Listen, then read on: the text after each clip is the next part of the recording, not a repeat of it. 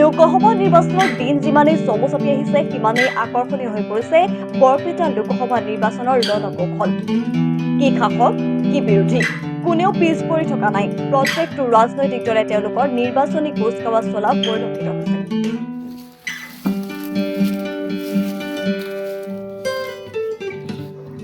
বৰপেটা লোকসভাৰ বিভিন্ন স্থানত RPI দলৰ নিৰ্বাচনী প্ৰচাৰ। নিচুকাত উপস্থিত হৈ নিচুকা গাঁৱৰ বয়সীয়াল ব্যক্তিসকলৰ লগত মত বিনিময়ৰ লগতে কলহ ভঙা চুকত হাড় ভঙা কেন্দ্ৰত বেমাৰীসকলৰ স্বাস্থ্যৰ বুজ লয় RPI দলৰ বৰপেটাৰ লোকসভা প্ৰাৰ্থী আমজাদ আলী।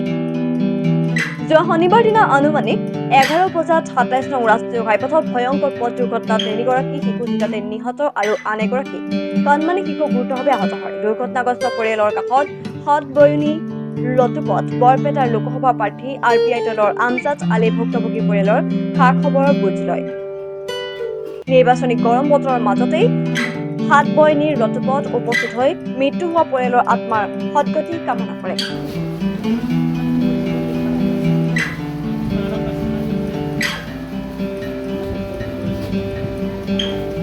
যেহেতু ৰমজান মাহ বিশেষকৈ দুখৰ বিষয় এইটো যিটো হাতবনি টোপত যিটো এক্সিডেণ্ট আপোনাৰ হাই ৰোডত হ'ল, গোটেইকেইটা কণমানি ল'ৰা ছোৱালী, পোনপ্ৰথমে তেখেতসকলৰ মই আত্মাই যাতে স্বৰ্গবাসী হয়, ব্যস্ত নচিব হয় তাৰে কামনা কৰিছোঁ।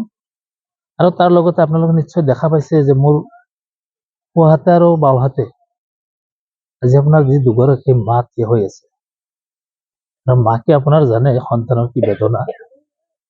আজি এখেতসকলে যেনেকুৱা হয়তো নিশ্চয় অনুভৱ কৰি আছে যে সন্তান যদি আপোনাৰ নিজৰ ওচৰৰ পৰা নাইকিয়া হয়, বুকু খালী হৈ যায়। এই কথা কিন্তু আজি মই ইয়াতে আহি যিখিনি বুজ লৈছোঁ, এই পৰিয়ালবৰ্গৰ পৰা যিখিনি মই পাইছোঁ, আজি হয়তো নিশ্চয় আপোনাৰ অনুমান কৰিব পাৰিছোঁ বা এখেতসকলৰ যিটো আজি আপোনাৰ অৱস্থা, ঘৰৰ যিটো শোকৰ ছাঁ, গাঁওখনত শোকৰ ছাঁ।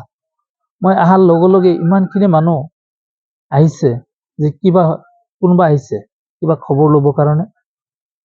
মই সেই কথাত মই নিজে ভাবিছোঁ যে যিহেতু মোক বৰপেটা লোকসভা সমষ্টিৰ ভিতৰত হয়তো মোক হাইকমাণ্ডে এটা প্ৰাৰ্থিত্ব হিচাপে মোক আগবঢ়াইছে অহা লোকসভা ইলেকশ্যনত। সেই হিচাপত এজন কেণ্ডিডেট হিচাপতো মই বুজ ল'ব আহিছোঁ এজ এ আপোনাৰ এই পৰিয়ালটোৰ অহা আপোনাৰ যিখিনি কৰিবলগীয়া চৰকাৰৰ তৰফৰ পৰা যিখিনি আপোনাৰ হয়তো কাম, পুলিচ প্ৰশাসন আদি কৰি যিখিনি কাম হয়তো হ'ব লাগে আৰু নিকাভাৱে হৈ কেনে এখেতসকলে যিটো মানুহ হয়তো যি 3জন মানুহ ঢুকাল, এই 3জন তাৰো ঘূৰি নাহে, কিন্তু এখেতসকলৰ পৰিয়ালবৰ্গ যাতে ন্যায় পায়। সৰ্বকৰ পৰা ৰমেশ তালুকদাৰ ৰিপৰ্ট সংবাদ 365।